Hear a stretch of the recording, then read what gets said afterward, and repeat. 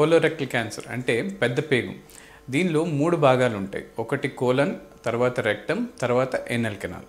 Colon అంటే దాదాపుగా 2 నుంచి 2.5 మీటర్ల పొడవు ఉండే ట్యూబ్ లాంటి స్ట్రక్చర్ అనమాట. ఇందులో ఏం జరుగుతుందంటే మన మోషన్ ఏదైతే తయారవుతుందో చిన్న పేగులో, ఆ తర్వాత వాటర్ అనేది పేగులోకి అబ్జార్బ్ అయిపోవటానికి ఈ కోలన్ అనేది చాలా ఉపయోగపడుతుంది. సో ఈ కోలన్లో వాటర్ అంతా అబ్జార్బ్ అయిపోయిన తర్వాత ఆ మిగిలిన దాన్ని మోషన్ లాగా మనం బయటికి సెండ్ చేసేస్తాం. సో ఈ కోలన్ అనేది చాలా అవసరమైన పేగు. దీని తర్వాత వచ్చేది రెక్టమ్.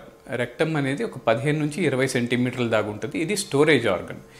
మోషన్ ఏదైతే ఉందో బయటకు వచ్చే ముందులో కొంచెంసేపు స్టోరేజ్ అవ్వడానికి ఈ రెక్టమ్ అనేది ఉపయోగపడుతుంది. రెక్టమ్ తర్వాత ఉండేది anal canal. So anal canal ఏంటంటే మోషన్ బయటకు వచ్చేసి ప్యాసేజ్ అనమాట. సో ఈ 3 భాగాలు కలిపి కోలోరెక్టల్ ఆర్గన్స్ అంటారు, ఆర్ పెద్ద పేగు అంటారు.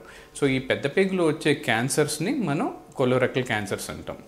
వీటికి ప్రధాన కారణాలు మోస్ట్ కామన్ కాజ్ అనేది ఏమీ ఉండదు, కరెక్ట్ ఎగ్జాక్ట్ కాజ్ అనేది ఏమీ ఉండదు.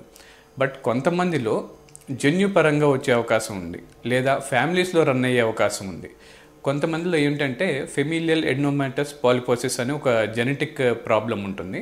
ఆ ప్రాబ్లం ఉన్న వాళ్ళు ఏంటంటే 20 ఏళ్ళు 30 ఏళ్ళు లోపల పిల్లలకి కూడా కోలోరెక్టల్ క్యాన్సర్ వచ్చే అవకాశం ఉంటుంది. ఆ జెనెటిక్ చేంజెస్ వచ్చినాయా లేదా అనేది మనకు జెనెటిక్ టెస్టింగ్ చేస్తే తప్పితే తెలియదు. సో ఆ చేంజెస్ ఉన్న వాళ్ళల్లో 100% వాళ్ళకి కోలోరెక్టల్ క్యాన్సర్ వచ్చే అవకాశం ఉంటుంది. రెండోది, ఈ ఫెమిలియల్ కాజెస్ కాకుండా కొంతమందిలో పాలిప్స్ అనేవి వస్తుంటాయి. ఆ పాలిప్ అంటే చిన్న బుడిప లాంటిది అనమాట. సో మ్యూకోజాలో లోపల లేయర్లో చిన్న బుడిపలాగా వస్తే దాన్ని పాలిప్ అంటాము. ఆ పాలిప్ స్లోగా పెద్దదయ్యి అది క్యాన్సర్గా టర్న్ అయ్యే అవకాశం ఉంటుంది.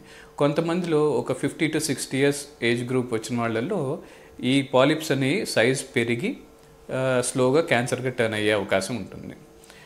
ఇతర కారణాలు ఎస్పెషల్లీ ఈ రోజుల్లో లైఫ్ స్టైల్ చేంజెస్లో ఏముంటాయంటే మన food habits, like processed meet అంటే రెడ్ మీట్ అట్లాంటివి తింటుంటారు ఎక్కువ మంది, అంటే మటన్ అంటుంటాం మనం మామూలుగా. సో ఆ రెడ్ మీట్లో తినటం వల్ల వాళ్ళకి కాన్స్టిపేషన్ అలాంటి సిమ్టమ్స్ అవి ఉంటాయి. సో వీళ్ళల్లో మనం రెక్టల్ క్యాన్సర్ కానీ కోలన్ క్యాన్సర్ కానీ ఎక్కువగా గమనించడం జరిగింది. ఇంకొకటి స్మోకింగ్ అండ్ ఆల్కహాల్, ఇవి కూడా కోలోరెక్టల్ క్యాన్సర్కి కాజ్ చేసే సమ్ ఆఫ్ ద కాజెస్ అన్నమాట.